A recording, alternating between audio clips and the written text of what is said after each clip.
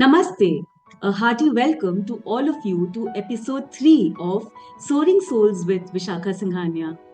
Today, I am very delighted to have a special guest with us today, Dr. Siddhartha Mukherjee. Namaste, sir. Namaste very much.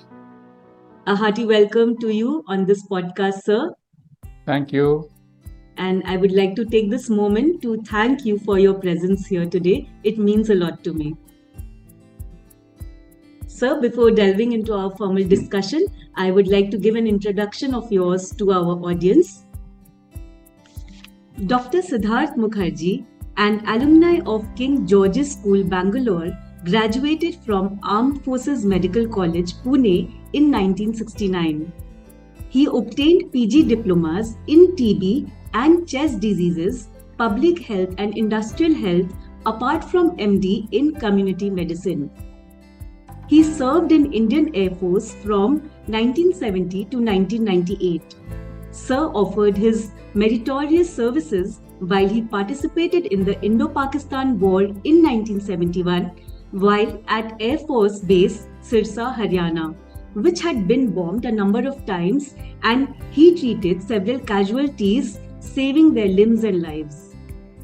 After retirement from Indian Air Force, he served as a professor and dean in medical colleges in Gujarat. Sir is a licensed teacher and life coach at Heal Your Life based on the philosophy of Louis Hay. He has also trained as a soul coach from Quantum Life University, Hyderabad, and past life regression therapist from Soul Consciousness Laboratory, Bangalore. Currently 77, he is practicing as a pulmonologist and physician at Ahmedabad. He also conducts Heal Your Life workshops and provides life coaching to clients. That is so amazing, sir. Really wonderful. So I'd like to start our discussion now. Sir, you had passed your higher secondary school. You'd done that from King George's at Bangalore, and you had aspired to get admission in National Defence Academy. But it did not happen like that. Could you tell us why? Yes, actually, I had cleared the pilot aptitude test and also the services selection board 2 times, securing very high merit positions of 76th and 34th respectively. However, I was made medically unfit 4 times, that is twice for the Air Force and twice for the Army. And what happened was that in each subsequent medical checkup, the earlier defects were not detected. Some new defect was detected. And so ultimately, I could not join the NDA because of medical unfitness.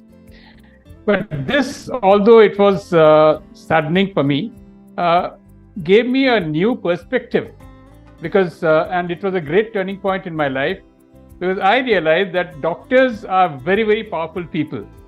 And so I decided that instead of becoming a pilot or an engineer, I will become a doctor. And that's how, although I had not had biology in my higher secondary examination, I passed with physics, chemistry, maths, and additional maths to become an engineer. But I then followed international, I did my intermediate science examination with biology for 1 year. And thereafter, I joined medical college. So this was a big turning point in my entire life. Okay, amazing, sir. Sir, I would also like to know what gave you the energy to channel this anger in you, this frustration, which might have, have been caused because of your medical unfitness into, creating something as constructive as wanting to become a doctor? Basically, I think it was my inner strength because initially, as I told you, I was quite disheartened. But when I pondered over the matter, I felt that every obstacle actually opens several doors. When God closes one door, He opens several other doors, which we normally don't look at. We keep looking at the closed door. So I opened my inner eyes, to look at the open doors, and I found that this was a great opportunity for me to change my career perspectives. And instead of choosing to become a pilot or an engineer, to become a doctor instead. Lovely, sir. Very inspiring. Sir, also during your early medical career, you were diagnosed with pulmonary tuberculosis. And tuberculosis can really sap your energy, but you found your silver lining here also. Could you just tell us what happened at this point of time in life? Yes, after I had passed my MBBS from Armed Forces Medical College, Pune, I joined the Indian Air Force in January 1970. And in 1973, October, I was posted to a place called Jorhat in Assam. So while I was there in Jorhat, in 1974, I developed pulmonary tuberculosis. And as per the rules at the time, I was transferred to the military hospital in Pune. That's the military hospital cardiothoracic center for a 1 year's treatment for the tuberculosis which I had developed. Now, initially, obviously, I was again disheartened and I was a little sad that I had developed pulmonary tuberculosis. But then, after reaching the military hospital in Pune, I realized that I'm going to be here for 1 year, and I found that there's a prospect of my ability to do postgraduate diploma in TB and chest diseases. So I joined the postgraduate diploma in TB and chest diseases as a patient, and as a patient, I completed my PG diploma. So this was an asset again, a good fortune that I got derived out of this disheartening Situation, disease yes. that I said. Yes. Yes. And so, how challenging was it? It was challenging, no doubt, but then you see, within a very short period of time after my specific treatment for tuberculosis had started, within I think a month or two, I started gaining strength because we used to get good nutritious diet. And so, and I was given the responsibility to look after 3 wards of tuberculosis patients because I was a doctor. And so the head of department, he told me that instead of lying in bed in your room, I'm giving you these 3 wards, and so please look after these patients who are there in these 3 wards. So that was, I in fact bargained, and I said, okay, I'll look after that, but you take me as a student under you so that I can do my PG diploma. So he agreed to that, and I'm saying within about a month's time, a month and a half, I gained strength, and I was able to look after these patients and also study simultaneously for my PG diploma. Amazing, sir. Really nice. Okay. So later, sir, you mentioned that your son's setback was a turning point in your life. So what happened to your son, and how was it a turning point for you? Actually, while in the Indian Air Force, in the later years, I was posted to an inspection organization. It was a very highly placed inspection organization where we were expected to visit each and every Air Force station and inspect it thoroughly and find which are the lacunae, etc., and point it out. So, as a member of this inspection team, I had visited Air Force Station Air Force Station Hashimara. Air Force Station Jamnagar. And I inspected this Air Force Station Jamnagar, and obviously during the inspection there were several defects or shortcomings which I had to point out. And as luck would have it, subsequently I was posted back to Air Force Station Jamnagar under the same person whom I had inspected earlier. Oh. So the wife of this person, she was a teacher in the Kendriya Vidyalaya where my son studied. So to spite me, she gave low marks in the practical examination at the 12th standard board to my son. As a result of this, there was another student who was having exactly the same theory marks, but was ahead of my son because he had higher marks in practical than my son. So when we went to the central admission cell, which was there in those days, Gujarat had a central admission cell at Ahmedabad. So when we went there, that time my son was offered a bachelor's degree in civil engineering at Ahmedabad, which we accepted, and then they asked us to join another queue for confirming that. So while we were waiting in that queue, there was some duplication of admission which had taken place, and as a result, this bachelor's degree in civil engineering went to the boy who was ahead of my son. and my son was granted production engineering in Regional Engineering College at Surat. And Regional Engineering College, as you know, is in the second rung status to IITs. Wow. Yes. So this was a great blessing from God, which I received. And this had a tremendous impact in my spiritual life, because I realized that this is the method by which God, gives us things, that He denies us something, and which is anything which is denied is for a better thing which is coming towards you. So I told my son to thank this lady because she had given him low marks in practical. Else he would not have gotten admission. Yes, otherwise he would have. Otherwise he would have got the bachelor's degree in civil engineering and not this production engineering.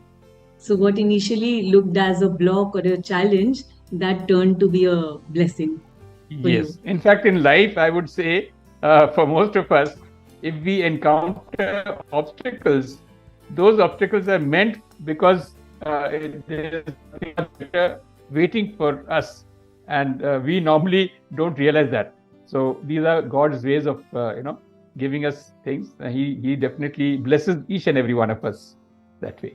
I agree, sir. Maybe if we pause during our times of challenge, then the new doors open for us. But we get so caught up in the things which do not happen for us that we are not able to see those open doors. Isn't it so, sir? Absolutely. Yes, sir. Sir, your dedication to your students is truly remarkable. And I've heard that you don't believe in bookish knowledge, but you actually take them out in the field of action for them to be able to have a deeper understanding of things. So could you elaborate what you exactly do?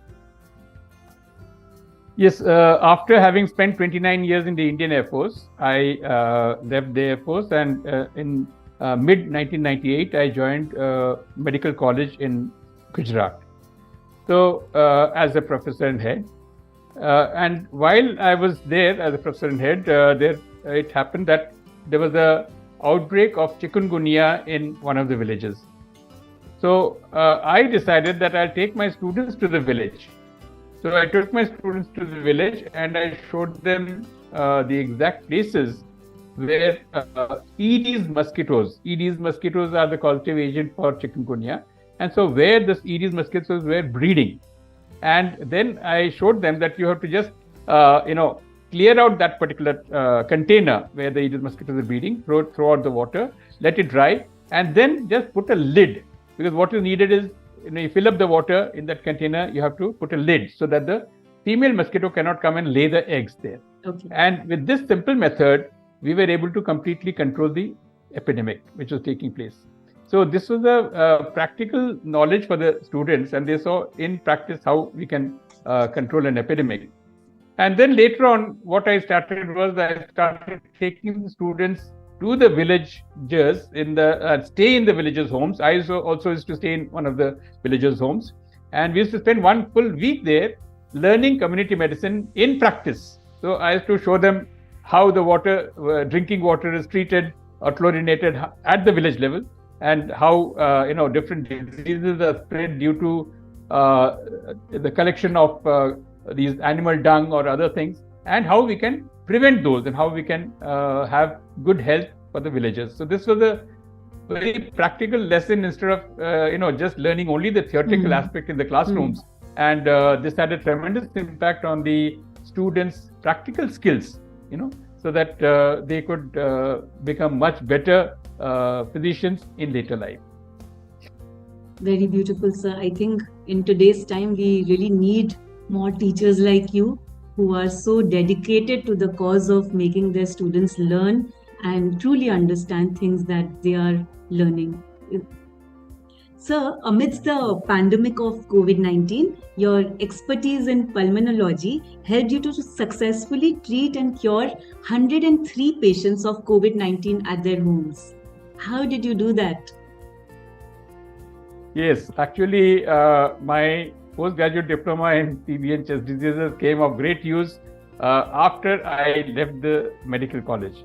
I retired from the medical college at the age of 70 in 2017, and from January 2018, I started a practice as a pulmonologist in Ahmedabad.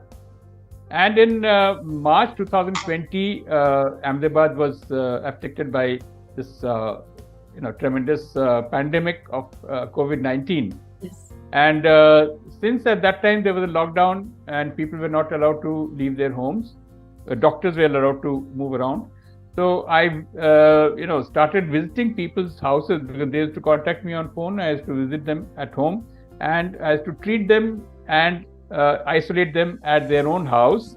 And that's how I treated and cured 103 cases. And I would thank the Almighty, because without His support, I could not have achieved this. So I'm very lucky and fortunate that I was able to cure these 103 cases of COVID.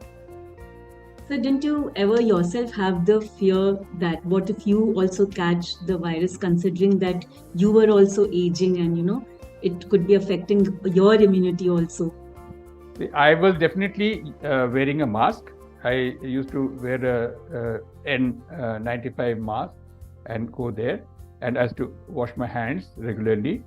But that was something which I, depended upon the Almighty to keep me safe, so that I could render my services to the patients.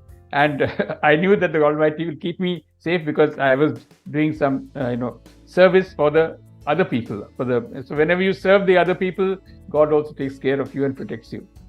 I completely agree with you, sir. Yes, sir. Sir, you believe that it is important to heal from the level of the soul. So could you explain what you really mean when you say this?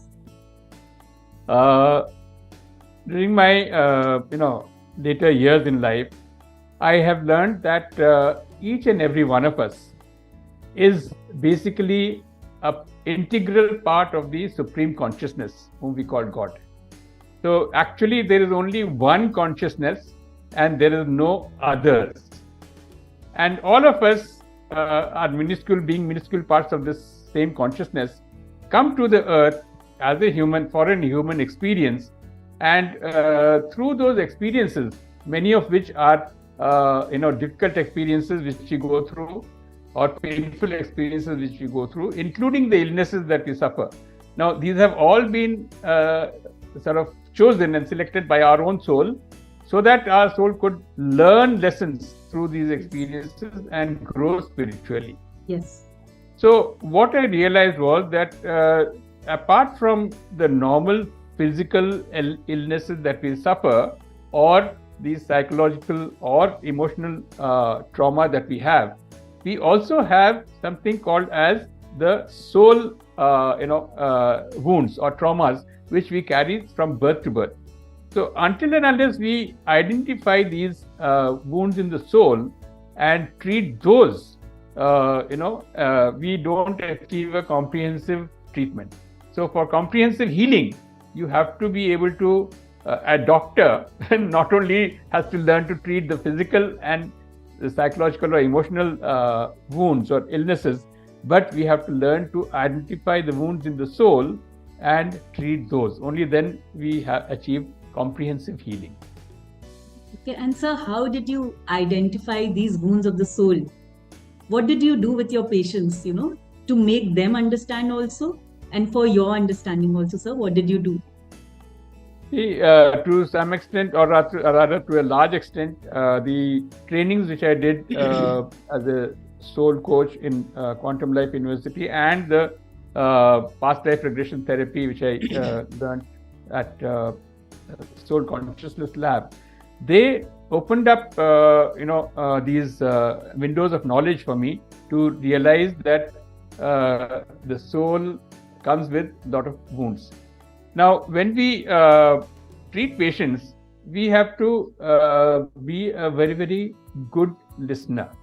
We have to listen with rapt attention and allow the person to speak, which normally very few doctors these days have time to listen to the patient. So when you patiently listen to the patient and then you ask a few questions, then you can also identify certain diseases or illnesses which have been present in the family with the parents or with the grandparents. So in medical terms, we say that these diseases are, hereditary diseases and they get transmitted. But it is not only heredity; it is the family, soul consciousness which is affected in the family tree. And so these days we have something known as family constellation. In the family constellation, we carry out healing of the entire family tree. So you have to undertake these sort of things, which are not really medical treatment. They are, paramedical treatment or whatever you call. But until and unless that is undertaken, until and unless the person is healed totally, including the wounds which that person has been carrying, that person doesn't heal totally. Yes. I'll give another example. There was a patient with me who was, I identified was that the patient was very, very fearful of water. That patient could not go anywhere near the sea or anywhere near the river. He was very scared of water. So when I went into the depth of it, and you have to calm that person and take that, put that person in a very calm state where that person is in a sort of a trance. And then you ask specific questions and you identify. So this person had in some previous birth died due to drowning. Oh. And so that experience of having drowned and died had created a fear which was still persisting in this life, for the fear of water. So when you take that person, when you take that person to a calm state, because the soul is remembering everything. The soul remembers the past lives and whatever the trauma has taken place in the past lives. So when you make that person realize that that has happened in the past life, now you're in this life, and in this life the same thing is not likely to happen, or not, is rather not going to happen. So then that you can bring that person out of that fear, and when the moment that person is out of that fear, that person becomes cured and is absolutely normal after that. I completely agree with you, sir. And I'm a big fan of Louise Hay philosophy also. And I love her book, Heal Your Life, where she correlates the diseases to emotions. When the emotions are not aligned, she tells us, what disease one could have. And she also gives affirmations to repeat, which will help you in curing the disease. Yes. I also heard that, sir, during your earlier times when you had a fracture, so you healed your fracture by just affirmations and, not allowing the doctor to put the plaster on and more of such things. Is that true? Yes, it's true. Actually, I came across this book, Letters to Louise Hay. And I read that book and there I realized that this lady, Louise Hay, these letters had been written by her clients, and then I realized that she had treated and cured more than 100 terminally ill cancer patients and also other patients of chronic illnesses by just giving them, sharing her love with them, being empathetic with them, and giving them a hug, and also by telling them that they need to start loving their own self, which most of us, we don't love our own self. So she taught them how to love their own self, and also told them that it is basically their incorrect thought patterns, or rather negative thought patterns, which is resulting in this particular chronic illness, including cancers. And thereafter, she had been able to give them positive affirmations, and through those affirmations, those people had been able to heal themselves. So as a doctor, I realized that, even today in the medical science, we are not able to cure cancer. The treatment is radiotherapy or chemotherapy, which is basically designed to kill the cancer cells, but also simultaneously some of the normal cells also get killed in that. Yes. And even with that, it's very rare for a person to get totally cured. So I was very intrigued, and I wanted to learn more about this lady and her, form of therapy. And so I decided to get trained. So I got trained as a teacher and a life coach in the Heal Your Life philosophy of Louise Hay. And simultaneously, I had started conducting workshops and coaching sessions for others. So what had happened was that in between I had slipped and fallen, and I had fractured my metatarsal bone. And obviously, when I went to the orthopedic surgeon, he saw the X-ray and he applied a plaster. Now, after the plaster was applied, in 2 days' time, I was totally, fed up of that plaster, because I could, of course, walk around, but it was hampering. I couldn't drive a car, and I was continuing to go to the medical college and continue to take lectures, etc. So after 2 or 3 days, I decided that I am going to do away with the plaster. So I went back to the orthopedic surgeon and asked him to cut the plaster. And though he was not very, agreeable, but on my repeated request, he got the plaster removed. So after this, I read the book "You Can Heal Your Life," written by Louise Hay, and I found that the negative thought patterns which had resulted in this fracture, and also I found the positive affirmations. So I decided to, I typed out that positive affirmation and printed out in 3-4 prints I made, and I put it up in the walls all around in my house. And every day, whenever I used to see those, I used to read that affirmation. So at least about 30 times or 40 times a day, I used to keep repeating that affirmation. And in about 15 to 20 days' time, my fracture got healed. And that I went back to the radiologist, got an X-ray taken, and found the fracture is totally healed. So this is the power of affirmation which I discovered, through This is personal truly experience wonderful, also. sir. Okay. So do you also teach all this in your workshops? You are an internationally licensed teacher also, as you said, of Heal Your Life philosophy. So do you teach all of this in your workshops? Yes, definitely. Our workshops, Heal Your Life workshop, is a 2 days workshop of 9 hours each day. That is total 18 hours that we take the clients through. And in that workshop, various things are taught. Firstly, as I told you, loving of self. And basically, why self-love is required is because majority of us grow up developing a feeling that we are not good enough. Mm-hmm.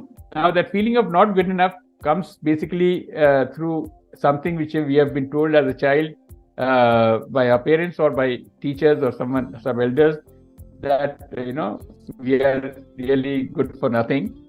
And so that produces a sense of not feeling loved. Yes. The person, the child grows up with not feeling loved. And this feeling of not feeling good enough, not being good enough, carries on to adult life also, and that brings in a lot of problems in the adult life, And so we make the persons aware about this particular thing of how they have grown up and their childhood, and then we teach them to love themselves, and then we also talk to them and tell them about the thought patterns, because every illness, physical illness, is caused due to an incorrect thought pattern. And the negative thoughts like anger, guilt, fear, resentment, these are the main reasons for the illnesses that we suffer from. So we teach them how to identify these negative thought patterns and negative emotions, and then change those to positive affirmations. So we teach them how to make a positive affirmation and how to say the positive affirmation, by which, whenever you say that positive affirmation, electronically, the mind sends electronic signals to the universe, and the universe makes it happen. This is how the whole world works, that whatever you concentrate your thoughts on, you give power to those thoughts, and the universe reciprocates by manifesting the same thoughts. Yes. So the universe actually is like a Aladdin ka jinn. Mm-hmm. So you tell the universe that I want this, and keep on thinking that, of that thought that you want that, whatever you want, and believe that you're going to get it, and start thanking the universe and start believing that you already got it. And, yes. You find that that particular thought will manifest. And this is so even as far as getting money is concerned. You have to just think about money, concentrate your thoughts about money, and start acting like Yes. you're very, very rich, Yes. and money will start flowing to you. This is something which I have also experienced, and this is very true that even money flows to you. So whatever you want, you can get it. So these are all the things which we teach in the workshop. Yeah, it's actually a life transforming workshop, a 2 days workshop which we do. I could go on listening to you. This whole science is so intriguing and so interesting. I would love to be your student one of these days. Thank you. So you are 77 now? Are you 77? Yes, I am Okay. 77 now. And so last year you tried parasailing? Yes, actually, I've been very adventurous all throughout my life. During my tenure in the Indian Air Force, as I said, I was posted to Assam, Meghalaya, Leh, Ladakh, and I visited many other. In fact, most of the places in India I have already visited. And in 2005, after having left the Air Force and got to the medical college teaching, in 2005 onwards, I started visiting abroad. So my first visit was a 17 days tour of Europe. And thereafter, then I visited Masai Mara in Kenya. And then I went to Egypt, Turkey, New Zealand, both the islands. Then I visited Vietnam and Bali. Wow. And then I went to Norway. And from Norway, I had been to Svalbard Island, which is just 1,000 kilometers short of the North Pole. And that is the northernmost inhabited place on the earth. So I spent 5 days at Svalbard Island. And last year, I went to South Africa and to Mauritius. So in South Africa, at Cape Town, I undertook parasailing. And that time I was 76 years old. And I undertook parasailing and really enjoyed it. So I am very enthusiastic about all these adventurous sports. And I feel that age is no limit. Yeah, age is no bar. You're an inspiration, sir. Yeah. It has been truly, truly inspiring to be talking to you, Dr. Sidhyartha. And my final question to you is, if you were to give one message to the viewers, what would that be? My message is live life king size. There is no limit. The limit is only in your mind. So open up your mind and live life to the full extent and enjoy yourself. Actually, in life, there is no struggle. The struggle is always in our mind. In reality, in life, there is no struggle. So whatever you think within, whatever is, if you are peaceful within, then you'll find peace outside. Whereas if you're struggling within yourself, then you'll find struggle outside. So we always reflect whatever is there within us in the external world. Yes. So always be fearless, be absolutely happy and joyful. If you're very happy and joyful, you will not suffer from any illness, no disease. So fill yourself with happiness and joy, because no other person can make you happy or unhappy. So make yourself absolutely happy, joyful, go out, be adventurous, enjoy your life. That's what life is meant for. Beautiful, sir. What a beautiful message. Sir, I'm sure that our viewers learned so much from you. So did I. It was truly so wonderful listening to you. And thank you for being here on the podcast. Sir, there are a few lines which come to my mind, which I want to recite for you. So can I do that, please?